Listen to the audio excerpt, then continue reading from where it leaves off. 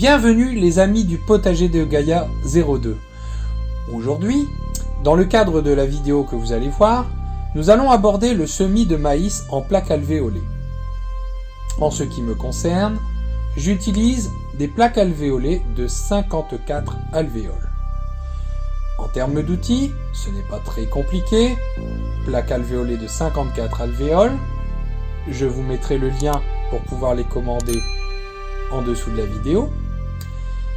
Un bon terreau semi-bouturage et de bonnes graines. Pour lisser le terreau, j'utilise une spatule. Et pour ce qui est de damer le terreau, j'utilise, pour ma part, un ancien manche de pioche qui a cassé. Je l'ai scié et donc je l'utilise, il est à la bonne mesure pour la taille de mes alvéoles.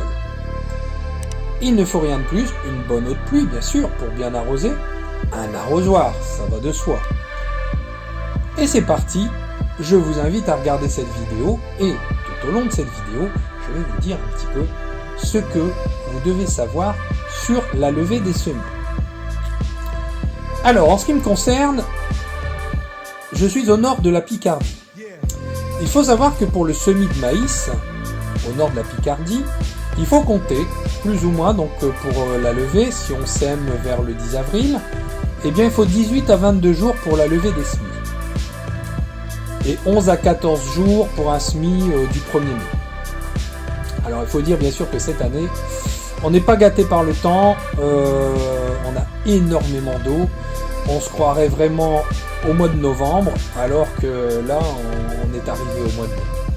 C'est pour cette raison, pour pas risquer que tout pourrisse, que j'ai décidé de les faire en plaques alvéolées, que j'ai mis sous mon porche, et comme ça j'arrose comme il se doit, mais pas non plus de manière à ce que les graines pourrissent.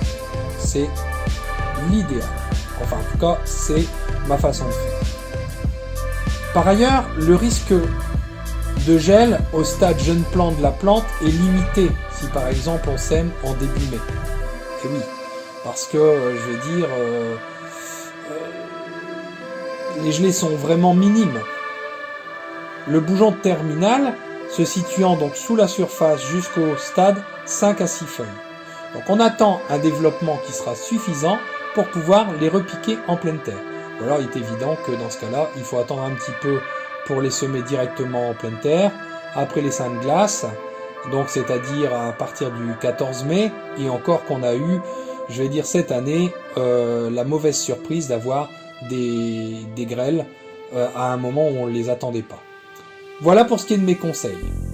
Je vous dis à bientôt pour la suite de la vidéo, pour voir les espacements et le repiquage en pleine terre. A plus les amis, ciao, bye bye.